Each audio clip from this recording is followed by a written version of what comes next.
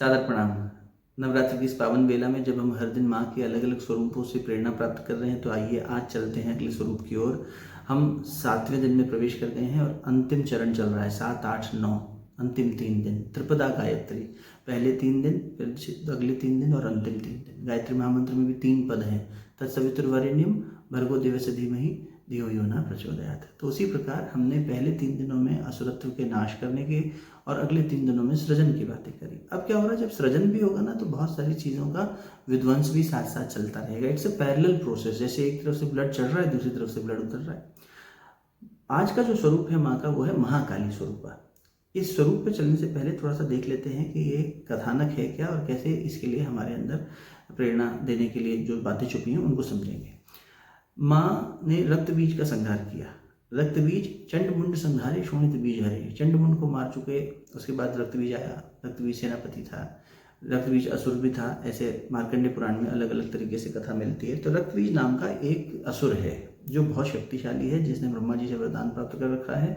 और एक बोनस वरदान ये मिल रखा है कि जहाँ उसके रक्त की एक भी बूंद गिरेगी, वहाँ एक और ऐसा राक्षस पैदा हो जाएगा। तो जहाँ जहाँ माँ उसको मारती तो उसको चोट लगती, चोट लगने से जहाँ जहाँ खून गिरता वहाँ और पैदा होता। तो माँ ने एक ऐसा स्वरूप बनाया जिसका मुझे लगता है भारतीय संस्कृति से जुड़े हुए हर व्यक्ति को बोध होगा थोड़ा सा, कि एक काली स्वरूपा है, जीभ है लाल रंग की बड़ी सी बाहर निकली हुई, कहीं अष्टभुजाधारी है, कहीं 10 भुजाधारी दिखाई जाती हैं, हाथ में वो है, खड़ग है ना, और वो चल रहा है उनका फड़सा, लहूलुहान है, लहू से एकदम भरा हुआ। और इधर मुंड माला, उन्होंने जिनको मारा है उनके मुंड अपने गले में धारण कर लिए हैं, गधे पे सवार हैं, काली हैं, बाल उलझे हुए और लंबे हैं, विकराल स्वरूप है माँ का, देख के डर लग जाए। लेकिन ये डरने वाला स्वरूप नहीं, ये डर को हटाने वाला स्वरूप है ना। अब देखते हैं कि ये जो हमारे अंदर रक्त बीज है वो डिनोट क्या करता है। रक्त बीज है हमारी डिज़ायर्स, हमारी थॉट्स, हमारी दबी हुई आकांक्षाएं, हमारा क्रोध, हमारी लालसा, हमारा राग। ये सारे जो भी असुर चल रहे हैं, और ये इतने दुर्गम है इनको मारना कि इसीलिए तो दुर्गा शक्ति को एकत्रित करके सब देवताओं की सामूहिक शक्ति के रूप में प्रकट किया भगवान ने।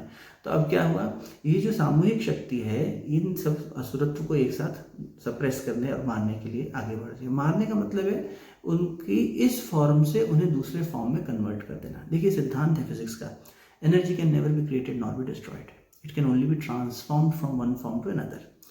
ये क्या है, नेगेटिव और पॉजिटिव सब हमारे अंदर ही है। इमोशंस, एनर्जी, सब कुछ energy in motion is emotion. तो जैसे नेगेटिव इमोशन है क्या, क्रोध, एंगर मैनेजमेंट, इतनी वर्कशॉप्स होती हैं, इतनी बातें होती हैं। आप देखिए रामायण जी में भगवान श्री राम और लक्ष्मण जी को जब विश्वामित्र जी लेके गए हैं अपने साथ में, तो हड्डियों का ढेर देख के भगवान श्री राम को क्रोध आया और भगवान ने कहा कि ये हमारे होते हुए, अरे आप यज्ञ करिए, जो आएगा हम उसको। ताड़का ने अपने भाइयों को भेजा, ताड़का आई, सबको भगवान ने मार के भगा दिया। तो भगवान गुस्सा कर रहे हैं, बिल्कुल कर रहे हैं। अर्जुन ने कहा हम सब छोड़कर युद्ध और बाहर चलते हैं, और क्या करना है सब करके, इतनी ज्ञानवर्धन बातें करी। और भगवान ने कहा नहीं तू युद्ध कर, तू क्षत्रिय है, तेरा स्वधर्म ये है, कार्पण्य दोष कहाँ से ले आया, नपुंसकों जैसी बातें कैसे कर रहा है। इस तरह से उसे डांट दिया।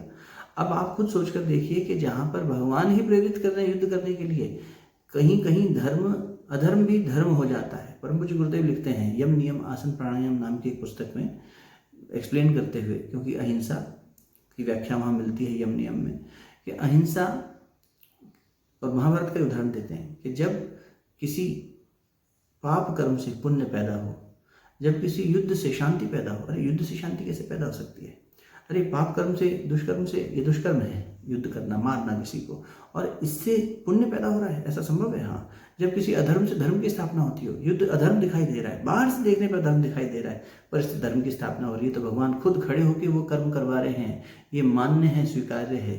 तो ये जो हमारे अंदर की जो ऊर्जाएं हैं ना, ये जो इमोशनल और वैचारिक लेवल पर, थॉट लेवल पे, इनको हम सप्रेस जितना करेंगे ये उतना बूमरैंग करेंगे, उतना उठ के आएंगी। हम अपनी वासना को दबाएंगे, वासना उठ के आएगी। हम क्रोध को दबाने की कोशिश करेंगे, 4 दिन शांत रहेंगे, फिर क्रोध निकल के आएगा। हम अपने कामनाओं को सप्रेस करेंगे, फिर निकल के आएंगे। हम अटैचमेंट से मुंह मोड़ेंगे, फिर अटैच हो जाएंगे। ये बार बार repetitively we are getting trapped into it because we are not transforming the energy. भगवान राम का क्रोध किसके लिए आया, सबकी रक्षा के लिए। तो सबकी रक्षा के लिए जब क्रोध कर रहे हैं तो मान्य है, इसे मन्यु कहते हैं। भक्ति क्या है, उपासना क्या है? उपासना भगवान के साथ वास करना। मीरा कह रही है मेरे तो गिरधर गोपाल दूसरों ना कोई। और जब हम सांसारिक भोग के साथ में वास करते हैं, मुझे इसी के साथ वास करना है, यही चाहिए, तो फिर विषय वस्तु का भोग बन जाता है वासना या कामना, और उसी को फ्लिप कर दें तो उपासना हो गई। परम पूज्य गुरुदेव पंडित श्री राम शर्मा आचार्य जी योग ऋषि कहा करते थे कि हे बेटा, तू बस उल्टे को उलट के सीधा कर दे, यही अध्यात्म करना है। तू उल्टा जी रहा है जीवन। सलाह लो, सम्मान दो, सीधा कर दे, सीधा हो जाएगा। सलाह लो, सम्मान दो। तू चलता है उल्टा, सम्मान दो, सम्मान लो और सलाह दो, सलाह देता रहता है सबको और सम्मान मांगता रहता है, ये गलत हो गया। इसको उल्टे उलट के सीधा कर दे। तो ये करना है, जीवन को फ्लिप करके एकदम सब कुछ हमारे पास है, बस देखने का नज़रिया और जीने का नज़रिया पलट के ठीक कर लेना है। रक्त बीज क्या कर रहा है? सबको मार रहा है, और रक्त बीज के वरदान का उसको लाभ मिल रहा है कि वो मर नहीं रहा है।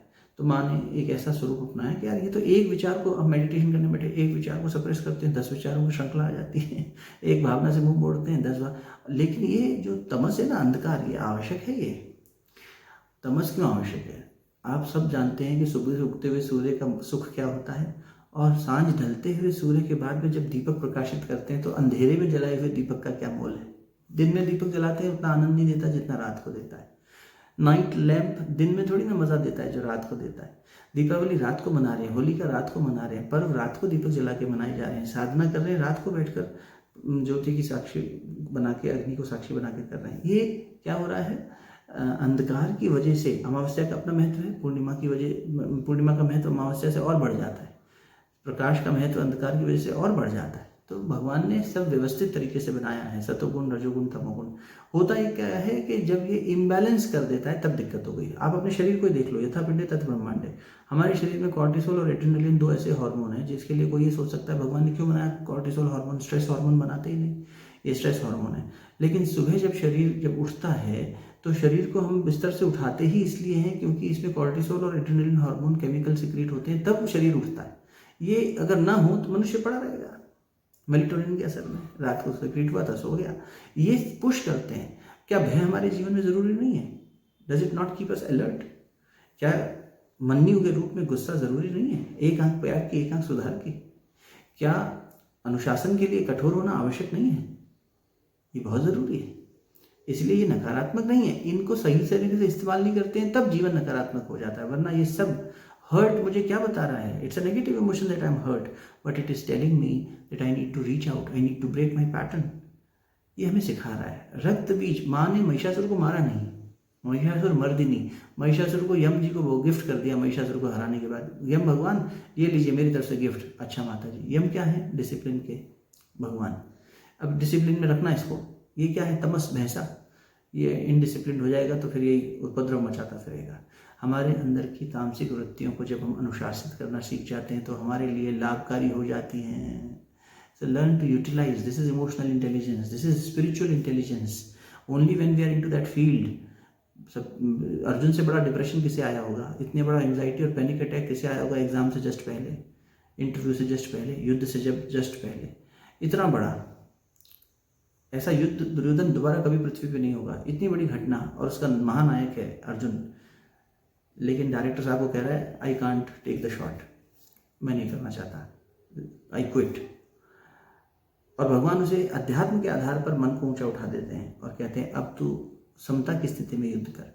रक्त बीज को मारने के लिए जो माँ ने स्वरूप धरा है, जिसमें गले में मुंडमाला है, केश इतने बड़े हैं, काली स्वरूपा, लाल रंग की उनकी जिह्वा। हम सब जान रहे हैं कहानी तो कि वो जब बूंद गिरने लगी तो उन्होंने अपनी जीभ से उसको ले लिया, और जब अपने अंदर इतना धारण कर लिया तो माँ भी इतने आवेश में आ गई कि उन्होंने उसके बाद में सब जगह संहार करना शुरू कर दिया। और फिर शिव जी लेट गए और उन्होंने जैसे पैर रखा, बोले अरे पति के ऊपर पैर रखा है। तो ऐसा कथानक है। शिव क्या है? परमात्मा सत्ता, शुद्ध बुद्ध परमात्मा सत्ता, महाकाल, काल की भी गति को नियंत्रित करने वाली शक्ति, परमात्मा चेतना, ब्रह्म चैतन्य। और उस सुप्रीम कॉन्शियसनेस के हृदय स्थान से कहीं और पैर रखवा देते। कथानक है, और उसमें जो पिक्टोरल रिप्रेजेंटेशन है उसको समझिए। पैर कहीं और रख लेती, छाती पे क्यों रखा? भगवान के हृदय से, भगवान के हृदय से शक्ति प्रस्फुटित हुई, करुणा की शक्ति। अरे ये मेरे बच्चे परेशान हो रहे हैं, चलो ठीक करते हैं। तो भगवान ने ठीक करने के लिए अपनी शक्ति को ही तो आदेश दिया। आदेश देना मतलब उसको नियोजित किया। साधक क्या करेगा? ये साधक क्या है? सोल कॉन्शियसनेस, जीवात्मा। ये क्या करेगी? अपने मन को ऊंचा उठाने के लिए शक्ति का नियोजन करेगी ना, और शक्ति का नियोजन करेगी तो ये आसुरी जो हमारी वृत्तियां हैं, पुरानी टेंडेंसीज हैं, ये सब उठेंगी और वापस हमारे पर हमला करेंगी। एक को दबाने लगेंगे, अनेक हो जाएंगी। रक्त बीज की तरह हमें इनसे युद्ध करना पड़ेगा, और तब कुछ ऐसी घोर तपस्या, ऐसी प्रचंडता करनी होगी कि जिससे जो भयावह दिखे। ये भयानक साधना वो करनी पड़ेगी। विचार के स्तर पे, भावना के स्तर पे, संस्कार के स्तर पे हमें इसमें आमूल चूल परिवर्तन करना होगा। तब भगवान शिव का तांडव होता है, तब अशिव का नाश होता है, तब विध्वंस दिखाई देता है, क्योस हो जाता है एक तरह से। लेकिन वो क्योस जरूरी है। हाँ, गेहूं के साथ गुरुजी लिखते हैं महाकाल की युग प्रत्यावर्तन प्रक्रिया में कि गेहूं के साथ घुन भी पिस जाता है। ये बात ठीक है, कभी कभी ऐसा होता है, लेकिन that is all for the good. तो इसमें कोई दिक्कत नहीं है। इस सृजन में हमें कई बार बहुत मेहनत करनी पड़ती है। कभी कभी इसका असर, घुन पिसने का मतलब क्या हुआ? साधना जब व्यक्ति करता है तो कुछ असर शरीर पे, मन पे, परिवार के उसमें आ जाता है, लेकिन धीरे धीरे तालमेल बिठाओगे हो जाएगा। तो माँ ने जब भगवान की छाती पे पैर रखा तो शांत हो गई, यानी वापस भगवान ने अपनी ऊर्जा को समेटा, शांत हो गए। कुछ ऐसी बात ही नहीं है उसमें। सब ये कि कई बार लोग कह देते हैं ये कैसी बात है कि नारी ने पुरुष के छाती पे पैर रख दिया, और ये ऐसा ही क्यों बनाया होगा? समझाने के लिए बनाया है, मन ऐसे ही समझता है। फिर माँ ने जो रक्त बीज को ये समाधान निकाला अपनी जिह्वा से, तो देखा जाए तो ये इंद्रिय है ना हमारी, ये पी जाए सब कुछ, ये पिएगी। महाकाल भी जहर पिए थे, हलाहल पिए थे और गले में रोक लिए थे। विशुद्धि चक्र की साधना करनी है हमें, महाकाली का ध्यान करते हुए। और यहाँ पर ये देखना है कि ये मैंने कहा काले रंग में और या फिर डार्क ब्लू कलर में भी दिखता है। भगवान नीलकंठ भी ब्लू कलर के। तो यहाँ से आकाश तत्व सबको अपने अंदर समेट लिया इन्होंने, अपनी जिह्वा बाहर निकाल के सब अपने अंदर समेट लिया। तो आकाश क्या है? आकाश की बड़ी सुंदर परिभाषा है। जहाँ अवकाश नहीं होता उसे आकाश कहते हैं। हर जगह है, स्पेस इज एवरीवेयर। आप जहाँ बैठे हैं, मैं जहाँ बैठा हूँ वहाँ भी, और जिस आसन पर अभी बैठे हैं उसमें और हमारे शरीर के बीच में भी स्पेस है। घट के भीतर भी आकाश है, घट के बाहर भी आकाश है। वेदांत की भाषा में उसे घटाकाश और महाकाश कहते हैं। इस आकाश तत्व का हर जगह पसारा है और इसने सबको अपने अंदर समेटा हुआ है। You become all inclusive when you don't hate negative emotion, positive emotion, you don't differentiate that way. हे अर्जुन, इस भेद बुद्धि को समाप्त कर पहले, और निश्चयात्मक बुद्धि लेके मेरी शरण में, अनन्य शरण में आ जा, सिर्फ मेरी शरण में आ जा, सर्व धर्म परित्याज्य। तो जब हम अपने अंदर ये भेद हटा देते हैं, प्रेजुडिस हटा देते हैं, प्री कंडीशनिंग्स हटा देते हैं, और अच्छे बुरे और इस तरह से ना सोच के समभाव में जीते हुए आकाश जैसे सबको अपने अंदर समेटे हैं, वैसे करते हैं साधना में आगे बढ़ने के। अब ये चरण आ गया है, अब सबको समेटो अपने अंदर, सब तुम्हारे भीतर हैं। Everything is your own reflection. Shri Aurobindo ने कहा ना, your inner being regulates the outer one. तुम्हारा बाहर का संसार तुम्हारा भीतर वाला ही है actually, it is a mirror reflection.